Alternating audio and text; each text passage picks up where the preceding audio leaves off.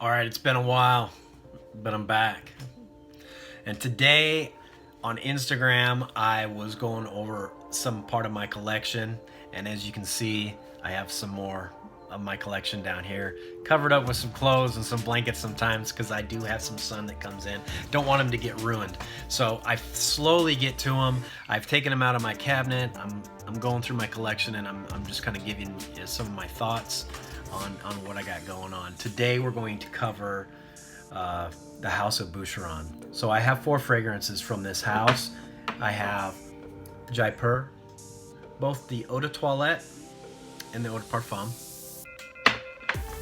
And then I also have Boucheron Pour Homme, both the Eau de Toilette and the Eau de Parfum. This is a tester, that's why you see that extra writing back there. And what's really cool about the testers, and this one's not a tester, is that they give you the notes. Now, consequently, the notes are the same on both. The only difference is the concentration is a little higher. And when you increase some concentrations on certain notes, it's going to change a little bit of the composition of how it smells. So I have Boucheron Eau de Parfum on this side, and I have Jaipur Eau de Parfum on this side, and then I have the Eau de Toilettes on this side. All right, so what I get from Boucheron Pour Homme mostly is lemon verbena. It's very lemon verbena dominant fragrance. So Eau de Toilette is going to be very heavy on that lemon smell. And the lemon verbena just adds a little bit of herbal nuance to that, so it turns it into a little bit of a green fragrance in itself. And that's kind of nice. So along with that lemon verbena, it's pretty dominant. You can kind of get the dustiness and the woodiness and greenness of both the oak moss mixed with vetiver. The lavender is very subdued in it, if it even has lavender at all. It could just be some of the other florals that are just kind of making it seem like it's got that kind of nuance. Overall, it's a nice citrus aromatic. Now, the Eau de Parfum is where it really shines. It's a little bit smoother. The florals come out a little bit more, and it just seems a lot more well blended. So these are really good cheapies, by the way. Really good cheapies. You can get these on FragranceNet for very, very good price. I prefer the Eau de Parfum over the Eau de Toilette for the Boucheron Pour Homme. And also, I prefer the Eau de Parfum with Jaipur. So what I get with Jaipur is mostly the Eau de Toilette.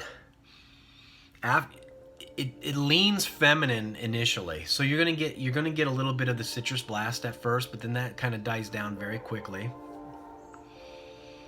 And the Eau de Parfum just kind of like goes really deep into the vanilla right away as well. And it kind of leans feminine for about the first 45 minutes, and then it starts to mesh a little bit better into the base.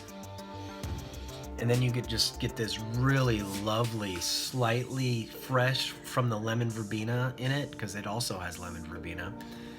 And it mixes really nicely with the vanillic tones. Now, does it use vanilla in itself? I don't think so. I think it uses benzoin and tonka bean, and with those combined, that you get that vanilla feel. But I get like a cake or like a cookie batter that's got cinnamon, and it's mixed with the lemon, the freshness of the lemon, and then you have that vanilla cake batter smell. It's really lovely. The cinnamon's dominant in it as well, so I mean, you always smell that cinnamon, but it's blended so nicely. The Eau de Parfum is a masterpiece of a fragrance. It really is. I'm not sure how often I would actually wear it, but maybe if I was going to a dinner, like a family reunion or something like that, where people are going to give you hugs or get close, this is a nice cozy fragrance. And it came out a long time ago, but you can get it super cheap on the online discounters. Now, as far as the Boucheron Pour Homme goes, I do prefer the Eau de Toilette or the Eau de Parfum version as well.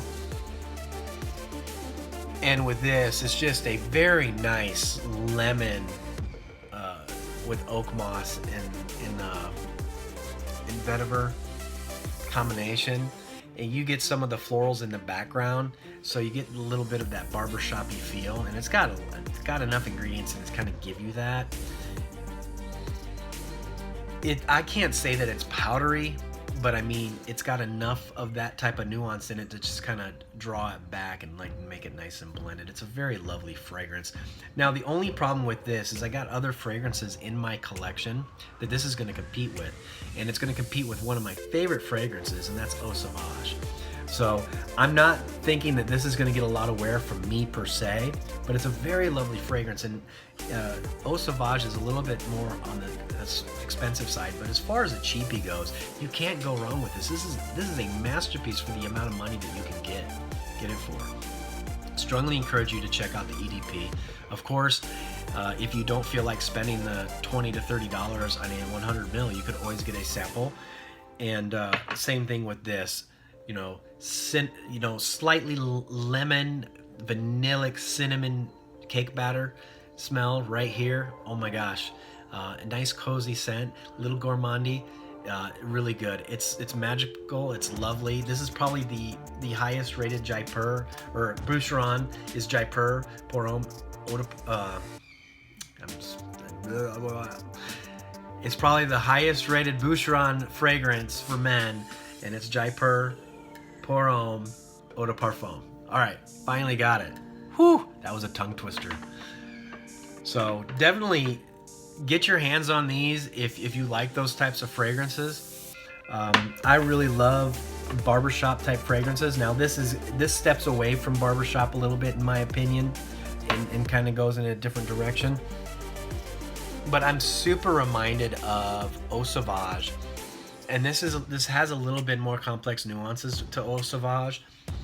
And I'm going to be 100% honest with you. I'm probably going to give this one more wears just because it is smelling similar in a different way to one of my favorite fragrances of all time. All right, I want to thank you for joining me. If you haven't already, please subscribe. You're going to help me out. Like my video, that helps me out as well. I'm really trying to get my name out there now, and I'm really trying to get more content. And as you can see, I don't have my studio set up yet, and I really do need to get things set up to where I can talk a lot more often with you guys. But that is the House of Boucheron. If you have any questions, comment below. Talk to you soon.